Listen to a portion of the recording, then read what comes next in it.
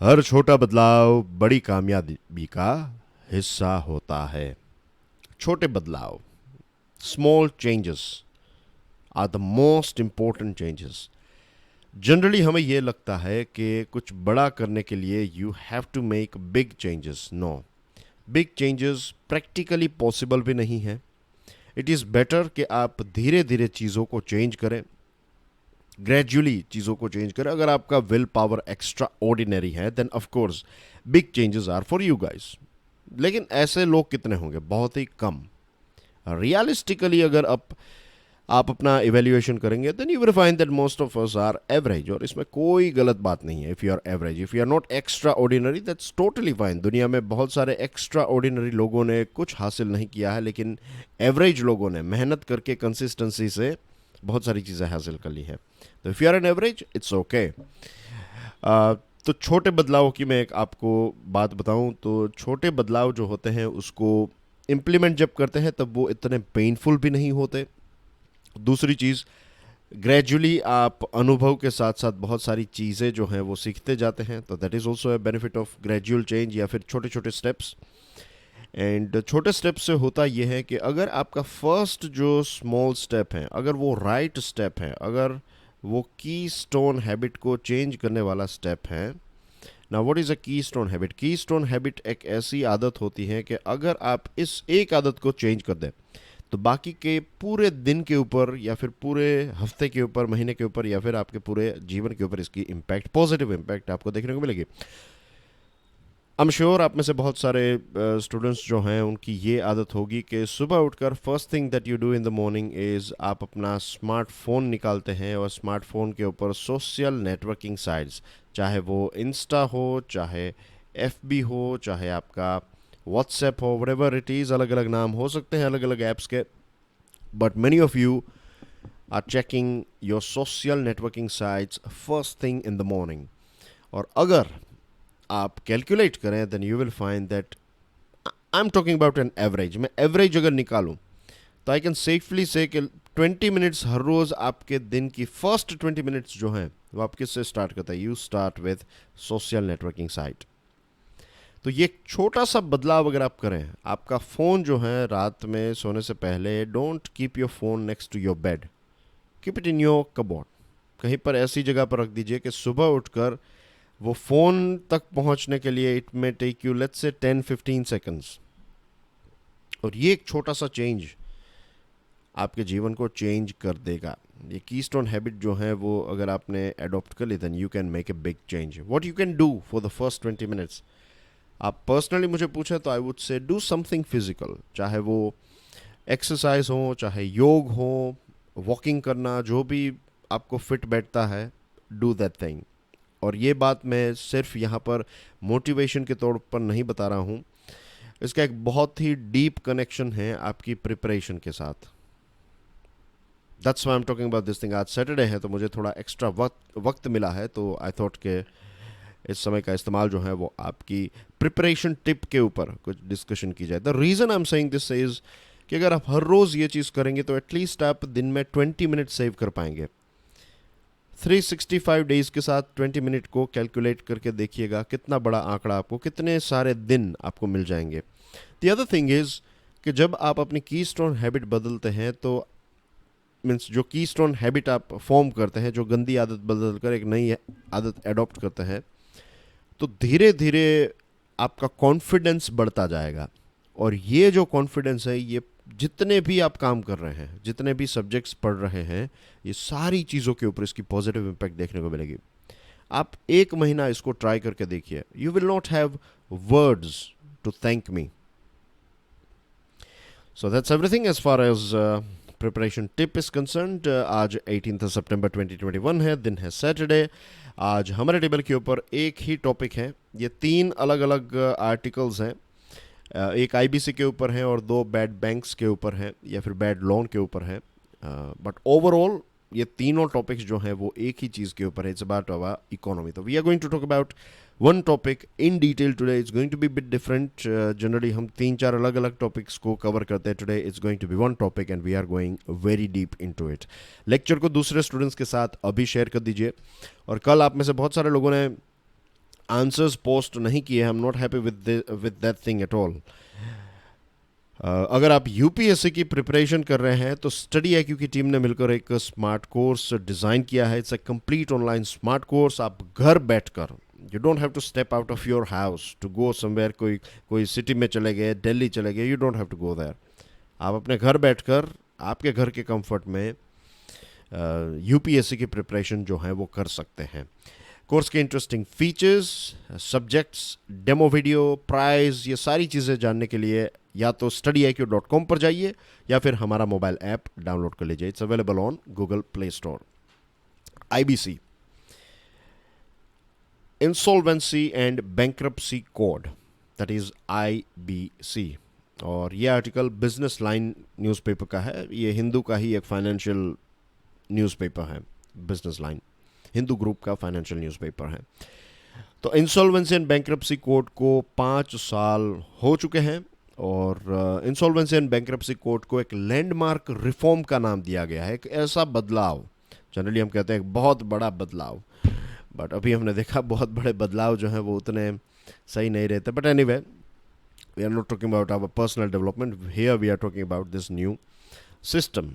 ये एक लॉ आप कह सकते हैं, but I would say it is a system. Insolvency and bankruptcy code एक प्रकार की ऐसी सिस्टम है जो अनप्रोडक्टिव एसेट्स, इनको प्रोडक्टिव यूज में हम कैसे लेकर आ सकते हैं, उसको लेकर जो कैपिटल आपका फंस चुका है उसको फटाफट बाहर निकालना और फिर इसका सही इस्तेमाल हो, तो ये सारी प्रोसेस को स्पीडीली करने का काम जो है वो IBC करता है, insolvency and bankruptcy code. Now the thing is कि बैंक की बात करें तो बैंक का मेन बिजनेस क्या है? पे अटेंशन, ये आपको कुछ और पॉइंट्स आगे मैं समझाने वाला हूं। तो सबसे पहले तो ये बात समझ लीजिए कि बैंक का जो मेन काम है वो ये है कि बैंक की जो आप बैलेंस शीट देखेंगे तो बैलेंस शीट में एक तरफ आपको लायबिलिटी देखने को मिलेगी, एक तरफ एसेट्स हैं। अब जो पैसे आपके हैं, यानी कि अगर आप बैंक के कस्टमर हैं, अगर आप डिपॉजिटर हैं, तो ये डिपॉजिटर के जो पैसे हैं वो बैंक के पैसे हैं क्या? नहीं, वो डिपॉजिटर के पैसे हैं। तो अगर ऐसे 1 लाख रुपए बैंक के पास हैं तो फिलहाल ये पैसे बैंक के पास हैं, लेकिन ये पैसे हैं किसके? ये डिपॉजिटर के हैं। आज नहीं तो कल, 10 साल के बाद, 50 साल के बाद ये डिपॉजिटर आएगा और कहेगा कि भाई मेरे 1 लाख रुपए जो हैं वो मुझे वापस चाहिए, और उस टाइम पर बैंक को वो 1 लाख रुपए तैयार रखने हैं। लेकिन जब तक ये व्यक्ति अपना डिपॉजिट का अमाउंट कलेक्ट करने के लिए नहीं आता है, तब तक ये पैसे जो हैं वो बैंक के पास रहेंगे। तो it will be in this liability section. अब दूसरी तरफ है एसेट।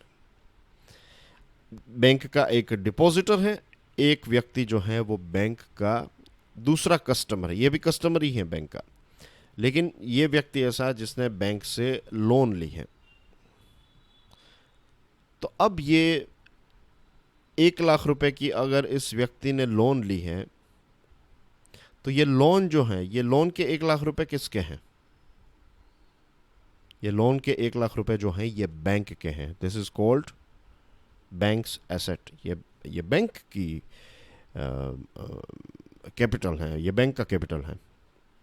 तो बैंक ने कंडीशन रखी है कि इतने वक्त के अंदर आपको ये 1 लाख रुपए जो हैं विथ इंटरेस्ट वापस दे देने हैं।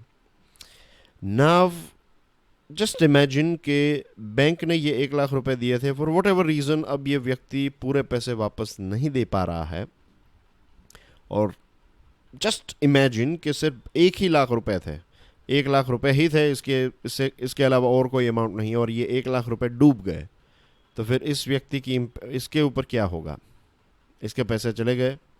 दूसरी चीज़, कोई ऐसा स्टार्टअप है जो पैसे के लिए बैंक के पास जाता है, और ये स्टार्टअप ऐसा है कि अगर इसको राइट टाइम पर पैसे मिल गए, 1 लाख रुपए मिल गए या फिर 50,000 रुपए मिल गए, तो ये स्टार्टअप भारत की नेक्स्ट टाटा या फिर नेक्स्ट रिलायंस बन सकती है। इतना ज़बरदस्त आइडिया आ चुका है इस व्यक्ति को, जस्ट इमेजिन। लेकिन बैंक के पास तो 1 लाख रुपए नहीं है, तो इस व्यक्ति को पैसे नहीं मिलेंगे, तो एक बहुत बड़ी अपॉर्चुनिटी जो है वो चली जाएगी। अब आप इसी चीज़ को अलग अलग एग्जाम्पल में सेटअप कर सकते हैं। ये मैंने आपको एक बहुत ही बेसिक एग्जाम्पल दिया है कि हाउ बैंक वर्क्स, और इंटरेस्ट जो मिलता है उससे बैंक को पैसे मिलते हैं, और फिर डिपॉजिट के ऊपर थोड़ा इंटरेस्ट है। This are basic things, I am sure you are aware about this things, तो उसमें गहराई में नहीं जा रहा हूँ। अब हमारे देश में आपने कई बार सुना होगा non performing asset. Non performing asset, तो एसेट इज जो लोन बैंक ने किसी को दी है, तो ये एसेट में से ना तो इंटरेस्ट आ रहा है ना तो प्रिंसिपल की अमाउंट आ रही है, वो पैसे फंस चुके हैं। तो उसको निकालने के लिए you need something, you need a system, isn't it. तो उसके लिए हमारे पास ये सरफेस आई, फिर लोक अदालत, डेट रिकवरी ट्रिब्यूनल्स, ये सारी चीज़ें बनाई थी, लेकिन इनका परफॉर्मेंस जो है वो बहुत ही ख़राब रहा। लेकिन आईबीसी के आने के बाद चीज़ों में एक डेफिनेटली पॉजिटिव बदलाव हमें देखने को मिला है। तो speedily transfer capital locked in unproductive assets to productive users. जब ये 1 लाख वाला हमारा जो एग्जाम्पल है, उस 1 लाख में से आपके पास लेट्स से वापस 70,000 रुपीज़ आ गए। 30,000 रुपये कभी नहीं आएंगे, लेकिन एटलीस्ट 70,000 तो आ गए। तो अब वो जो 50,000 रुपये मांगने के लिए जो स्टार्टअप आया था उसको आप दे पाएंगे, इज़न्ट इट। तो अनप्रोडक्टिव एसेट जो हैं ये, तो उसमें से जितने भी पैसे निकाल सकें उतने निकाल कर उसको कहीं सही जगह पर आप इन्वेस्ट करें। तो that's the main job of IBC, कि आपके पैसे निकाल देगा। ये जो दूसरे मैंने बताया आपको, सरफेस आई, फिर लोक अदालत, डेट रिकवरी ट्रिब्यूनल्स, इन सभी में प्रॉब्लम ये था कि इसमें डेटर जो हैं, डेटर इन पोजेशन सिस्टम, इस चीज़ को फॉलो करते थे। यानी कि जिस व्यक्ति ने आपसे लोन ली है उस व्यक्ति के हाथों में सारी चीज़ें थी कि कब प्रोसेस स्टार्ट होगी, ये वो एक्सेट्रा। इसको एक कंप्लीटली चेंज कर दिया। ये आईबीसी जब आई तो आईबीसी बन गई क्रेडिटर इन कंट्रोल मॉडल। अब क्रेडिटर्स यानी कि बैंक्स जो हैं वो तय करेगी कि आप पैसे देने लायक हैं या नहीं, या फिर आप दे पाएंगे नहीं दे पाएंगे। अगर नहीं दे पाएंगे तो फिर आईबीसी का दरवाज़ा जो है, आईबीसी की प्रोसेस को खटखटाना, या फिर एनसीएलटी का दरवाज़ा खटखटाकर आपको वहाँ पर ले जाया जाएगा कि भाई ये व्यक्ति हैं, ये पैसे वापस नहीं दे रहे हैं या फिर नहीं दे पा रहे हैं for what ever reason, genuinely नहीं दे पा रहे हैं, नुकसान हुआ है, जानबूझकर किया है, जो भी है। दिस इज़ द कंपनी, ये है प्रमोटर, इनके ऊपर कार्यवाही हम करवाना चाहते हैं। तो ये चीज़ अब हो गई है कि बैंक्स चीज़ों कंट्रोल जो है वो क्रेडिटर के हाथ में है। दूसरा जो सबसे बड़ा चेंज आईबीसी में आया वो ये था कि प्रमोटर जो हैं, प्रमोटर यानी कि जो बिजनेस का ओनर हैं, वो अपनी कंपनी हमेशा के लिए खो देगा। आपने पैसा लिए हैं, आप पैसे वापस नहीं पे कर पा रहे हैं, प्रोसेस स्टार्ट हो गई, आप उस प्रोसेस में पार्ट नहीं हो पाएंगे, आप फिर ऑक्शन में नहीं बैठ पाएंगे। तो कोई और आपकी कंपनी खरीद लेगा। जिस कंपनी को आपने स्टार्ट किया था वो कंपनी आपके हाथ से हमेशा से चली जाएगी, इजेक्ट हो जाएंगे आप। Ejecting the promoter was expected to rule out lengthy litigation, यही माना था और यही हुआ कि इसी चीज़ का डर था। क्या है कि कई बार, क्योंकि पहले के सिस्टम में ऐसा था कंपनी कुछ भी हो जाए, कंपनी तो कोई आपसे नहीं ले जाएगा, लेकिन ये नई सिस्टम में आईबीसी में कंपनी भी आपके हाथ से चली जाएगी। तो इस चीज़ ने प्रमोटर के जहन में एक डर पैदा कर दिया कि पैसे जो हैं वो वापस, क्योंकि जानबूझकर बहुत सारे ऐसे केसेस थे जहाँ पर वो लोग पैसे वापस नहीं दे रहे थे। तो आईबीसी के आने से क्या सारे प्रॉब्लम सॉल्व हो गए हैं? No, the answer is no. Starting में एक इनिशियल बर्स्ट हमें देखने को मिला, कुछ 12-13 जितनी ऐसी कंपनीज थी, बड़े बड़े नाम इसमें थे, बड़े स्टील मेकर्स और सीमेंट मेकर्स, ऐसी बड़ी कंपनीज जो हैं उनके ऊपर आईबीसी की प्रोसेस स्टार्ट हुई, पैसे रिकवर हुए, ये सारी चीज़ें हुई। लेकिन 5 सालों के अंदर लगता है कि ये जो डिफ़ॉल्टर्स हैं अब उनको भी पता चल गया है कि आईबीसी की क्या क्या, स्टार्टिंग में क्या था कि एक बहुत ही नई चीज़ थी, तो ऐसा डिफ़ॉल्टर्स को पता नहीं था, लेकिन अब डिफ़ॉल्टर्स जान चुके हैं कि आईबीसी को भी आप चूना लगा सकते हैं। You know, parliamentary standing committee का एक रिपोर्ट सामने आया है और ये कहा है कि रिकवरी रेट जो है वो बहुत ज़्यादा कम है और हेयर कट जो है वो लगभग 95% जितना हेयर कट करवाया जाता है। What is here cut? क्या वो बार्बर शॉप में ले जाकर उनको हेयर कट करवाया? नो, हेयर कट यानी कि जो 1 लाख वाला एग्जाम्पल मैंने आपको दिया, अब ये 1 लाख को आपको कभी छोड़ना नहीं है keep this 1 lakh with you. 1 lakh रुपए का जो एग्जाम्पल है, तो इफ़ आई से 95% हेयर कट, तो दैट मीन्स कि 1 लाख रुपए में से मुझे वापस कितने मिलेंगे? 5%, 5,000 रुपये ही सिर्फ मिलेंगे, बाकी के हेयर कट, यानी कि भूल जाओ उन पैसों को। तो ऐसे अगर पैसे भी वापस आ जाते हैं तो इसका फ़ायदा क्या? कुछ हाथ में नहीं आता। 95% haircut is too much, और रेजोल्यूशन प्रोसेस में भी ज़्यादातर डिले, 71% जितने केसेस जो पेंडिंग है वो 180 डेज से भी ज़्यादा हो चुके हैं। तो अब आईबीसी जो है उसको उसको रिफाइन करने की, उसको और ज़्यादा अपग्रेड करने की आवश्यकता है। कुछ और आंकड़ों के ऊपर नजर डालें तो of the nearly 4,500 cases admitted by National Company Law Tribunal over time, only 8% have seen resolution. 4,500 cases में से सिर्फ 8% ने रेजोल्यूशन प्रोसेस को कंप्लीट किया है। 30% have gone into liquidation. Liquidation is the not, liquidation जो है ये मेन पर्पस आईबीसी का नहीं है कि कंपनी नीलाम हो जाए। That is not the main purpose. Resolution is the main thing. 40% are pending resolution. और एनसीएलटी ने कुछ 32,000 इंसॉल्वेंसी की एप्लीकेशन रिसीव की है, और उसमें से 13,000 जितनी में अभी तक तय नहीं हुआ है कि ये केसेस को एडमिट किया जाए या ना किया जाए। तो बहुत सारा डिले चल रहा है, और डिले से होता भी ये है कि आपकी जो एसेट है, आपकी कंपनी जो है वो बंद रहेगी, तो उसकी वैल्यू कम होती जाएगी। फिर नई नई चीज़ें भी अब आई है, नए सब्जेक्ट्स जैसे कि cross border insolvency, group insolvency. तो इन सारी चीज़ों को हैंडल करने की कैपेसिटी बिल्डअप करनी होगी आईबीसी को। और हमने आरकॉम के एक्सपीरियंस में देखा कि कैसे एक कंपनी के ऊपर अगर आप ये प्रोसेस चलाते हैं तो फिर उनकी जो एसेट्स है, फॉर एग्जांपल स्पेक्ट्रम की बात करें तो स्पेक्ट्रम जो है वो वेस्ट हो जाएंगे एक लंबे समय तक।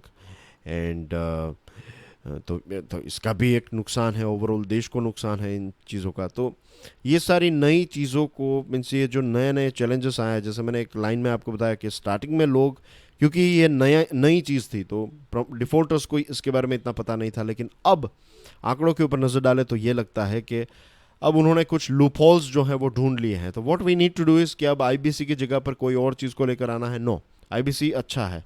All we need to do is we need to upgrade it. Periodic upgrades जो है वो आईबीसी के होते रहने चाहिए। आज के लेक्चर की पीडीएफ को डाउनलोड करने के लिए check out my Telegram channel. You can follow me on Facebook, Insta and Twitter as well.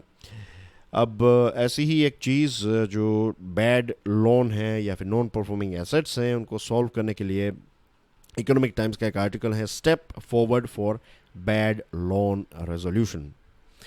Union cabinet ने एक ग्रीन सिग्नल दिया है कि बैड बैंक जो हैं उनको तैयार किया है। तो बैड बैंक का मतलब क्या है? बैड बैंक का मतलब यह है कि आपकी जो नॉन परफॉर्मिंग एसेट्स हैं, इन नॉन परफॉर्मिंग एसेट्स को खरीद लेगी ये बैड बैंक। मैं बहुत ही सिंपल लैंग्वेज में बात बताऊं, लेट्स से ये ए है और बी है, राइट? अब ए ने बी को अगेन 1 लाख रुपए दिए थे। अब ये बी जो है ये पैसे वापस नहीं कर रहा है फॉर वट एवर रीज़न, और ए उसको कई बार उसको बता दिया कि भाई आप मुझे पैसे वापस दे दीजिए। बी जो है वो ना तो फ़ोन उठा रहे हैं, ना तो फ़ोन उठा भी लेते हैं। तो एक बार तो बी ने ये कह दिया कि मैं पैसे वापस नहीं दूंगा, आपसे जो हो सकता है वो आप कर लीजिए। तो फिर ए जो है वो एक ऐसे व्यक्ति को मिलता है जिसका नाम सी है। सी की मास्टरी यह है, सी एक प्रकार का भाई है कि सी जो है वो किसी से भी पैसे निकाल लेगा, राइट, कुछ भी करके। तो अब ए जो है वो सी के पास जाता है और कहता है कि मुझे 1 लाख रुपए इस व्यक्ति से लेने हैं, but he is not giving. तो सी कहता है कि ठीक है, मैं आपके पैसे वापस दिलवा दूंगा, लेकिन आपको मुझे 10% देना पड़ेगा। यानी कि अगर ये 1 लाख रुपए मैं निकाल लेता हूँ तो उसमें से 10,000 रुपये मेरे, I will give you 90,000 rupees. A और सी के बीच में डील हो जाती है, और फिर सी बी के पास जाके उसके पैसे जो हैं वो निकाल लेता है, और मैटर जो है वो क्लोज हो जाती है। अब एक की मेन कॉम्पिटेंसी, या फिर एक बैंक की जो मेन, जो उनकी कोर कॉम्पिटेंसी है वो क्या है? लोन देना और डिपॉजिट्स कलेक्ट करना।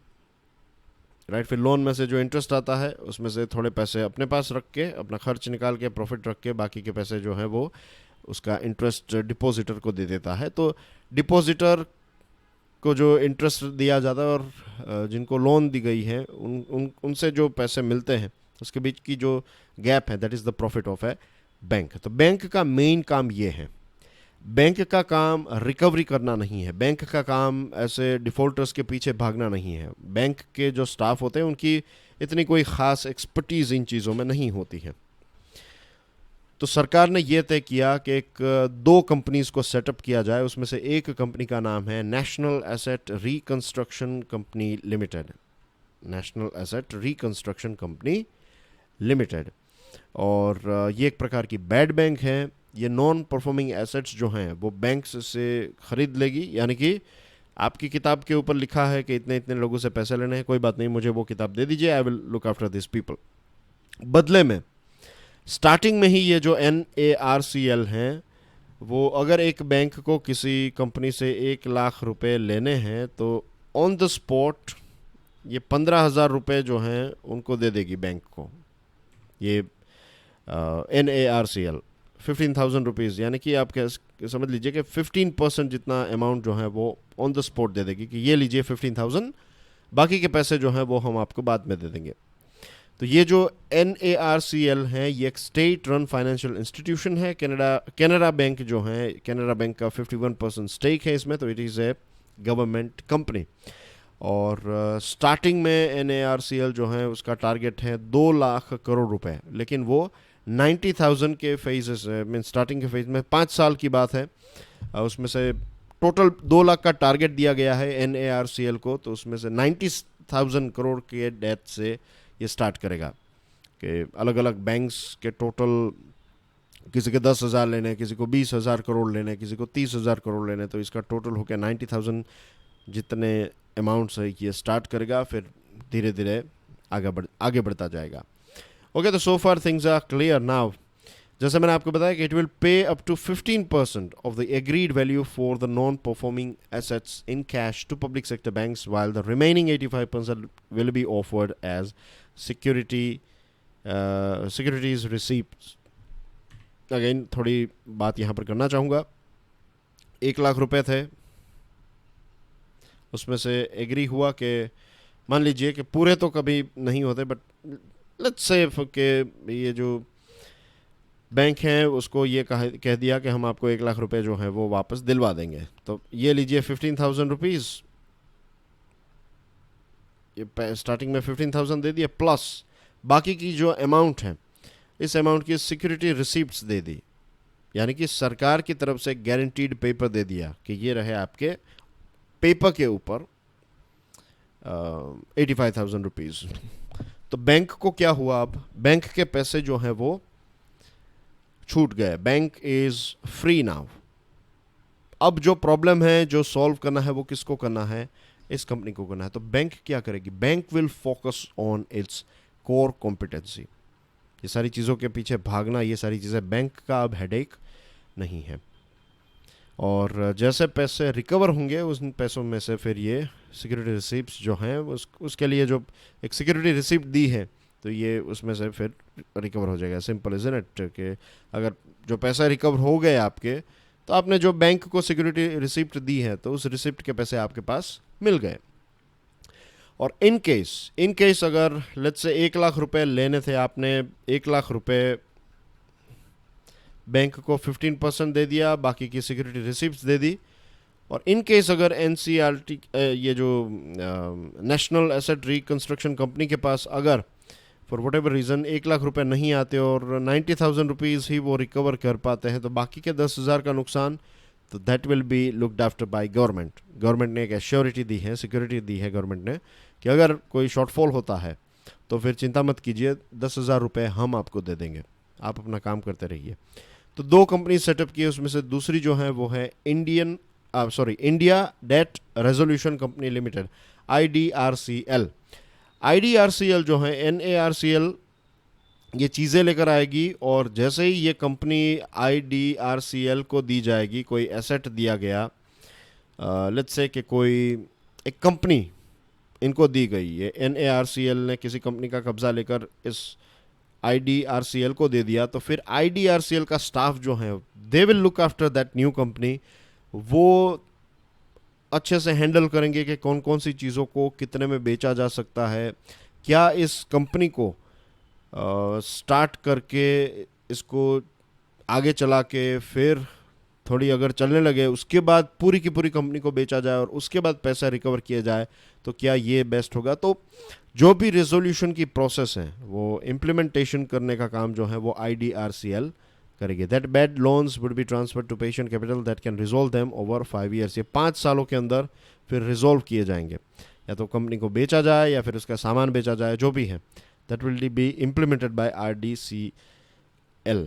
तो अब बैंक्स जो हैं, जो नॉर्मल बैंक्स हैं, उनके पास जब ये चीज़ें आती थी तो वो फटाफट चीज़ों को बेचते देते हैं, डील के जल्द से जल्द हमें पैसे वापस दे दीजिए। अब ये आराम से प्रोफेशनल लोग जो हैं, जिनको इन चीज़ों में पता चलता है, जिनके पास ऐसे काम करने की एक्सपर्टीज़ हैं, तो ऐसे लोग आएंगे और ऐसे लोगों की टीम जो है वो चीज़ों को हैंडल करेगी, तो ज़्यादा से ज़्यादा पैसे रिकवर किए जाएंगे। Ideally they should be given equity options that vest for at least 5 years। अब ये जो प्रोफेशनल मैनेजमेंट जो टीम है IDRCL की, वो लोग अपनी एक्सपर्टीज़ क्यों दें? मीन्स आप उनको 50-60 हज़ार या फिर 1-2 लाख रुपए की सैलरी देंगे और आपको लगता है कि वो अपने आइडियाज़ शेयर करेंगे? नो, ऐसे लोगों के लिए ऐसी टीम अगर हमें चाहिए, then we need to give them a part of profit, we have to make them partners. आप उनको शेयर्स ऑफर कीजिए या फिर कैश जो उनकी सैलरी है उसके साथ इंसेंटिव ऑफर कीजिए। अगर इनको अट्रैक्टिव लगा तो फिर वो जितना ज़्यादा वो रिकवर कर पाएंगे उतना ज़्यादा उनका प्रॉफिट होगा, तो that should be their kick. तो we have to make sure कि हम ऐसा कोई स्ट्रक्चर क्रिएट करें। Where does this leave existing asset reconstruction companies? जो बाकी की एसेट रिकंस्ट्रक्शन कंपनी है उनका क्या होगा? हमारे देश में कुछ 28 ऐसी हैं। तो NARCL जो है, ये जैसे मैंने आपको बताया कि 2 लाख करोड़ रुपए वर्थ का जो नॉन परफॉर्मिंग एसेट्स हैं उसकी देखभाल करेगा। टोटल कुछ 8 लाख से भी ज़्यादा हैं, तो बाकी के 6 लाख करोड़ रुपए जितना जो NPA है वो दूसरी ARC संभालेगी। सिर्फ ये 2 लाख करोड़ रुपए वाला जो पोर्शन है, चंक है, वो NARCL संभालेगी। Good news on the bad front, ये भी इकोनॉमिक टाइम्स का एक आर्टिकल है। The baggage of legacy non performing assets ends up consuming management bandwidth and hindering productive credit delivery. जैसे मैंने आपको बताया कि कोर कॉम्पिटेंसी बैंक की होती है क्रेडिट डिलीवरी, डिपॉजिट को कलेक्ट करना। अब ये सारी चीज़ों को छोड़कर उनको NPA को सॉल्व करने में भागना पड़ता था, तो मैनेजमेंट पूरा जो है बैंक का वो डिस्टर्ब हो गया था। लेकिन अब मैनेजमेंट जो है वो अपनी कोर कंपटीशन के ऊपर फोकस कर पाएगा, तो बैंकिंग का बिजनेस भी इम्प्रूव होगा, हेडेक भी चला जाएगा, उनकी बुक्स जो है वो भी क्लीन हो जाएगी, प्रॉफिट ज़्यादा बैंक जनरेट कर पाएगी। और ARC की बात करें, जो दूसरी एसेट रिकवरी कंपनीज हैं उनकी बात करें, तो दे हैव मीन्स उन्होंने एक अच्छा they have proved to be useful, no doubt about it. लेकिन एज वी नो कि 8-9 लाख से भी ज़्यादा की रफली अमाउंट जो है वो NPA हैं, तो 9 lakh crore we are talking about. तो इतने सारे पैसे जल्द से जल्द रिकवरी करने के लिए we have to try something like this new asset resolution company. Government ने एक 4R स्ट्रेटेजी को इम्प्लीमेंट किया है, recognition, resolution, recapitalisation and reform. और इसकी वजह से पब्लिक सेक्टर बैंक्स जो हैं वो चेंज हो रही है। आज से लेट्स से 3-4 साल पहले की बात है, तब लगभग 12 बैंक्स जो हैं वो नुकसान दर्ज कर रही थी, लॉसेस हो रहे थे। आज की सिचुएशन ये है कि सिर्फ 2 बैंक्स ने ही लॉसेस जो हैं वो रजिस्टर किया, बाकी की सारी बैंक जो है वो प्रॉफिट में चल रही है। तो चीज़ें डेफिनेटली इसमें काफ़ी चेंज हुई है, एंड लेट्स होप कि IBC को अपग्रेड करके और ये जो नई कंपनी है ये अपना प्रॉपर अगर इम्प्लीमेंटेशन होगा, राइट लोगों को इसमें हायर किया गया, तो जल्द से जल्द ये जो नॉन परफॉर्मिंग एसेट्स हैं we can use that money for something productive. Moving on to news item, prime minister Modi ने जो शंघाई कोऑपरेशन ऑर्गेनाइजेशन है उसके प्लीनरी सेशन को एड्रेस किया, और इसको एड्रेस करते हुए उन्होंने ये कहा कि ये जो रेडिकलाइजेशन है उसको रोकने की आवश्यकता है। सभी मेंबर्स को इसके टेररिज्म और रेडिकलाइजेशन के खिलाफ एक जंग लड़नी चाहिए। फिर SCO के जितने मेंबर्स हैं सभी मेंबर्स ने कहा कि अफ़गानिस्तान में एक इंक्लूसिव सरकार बने।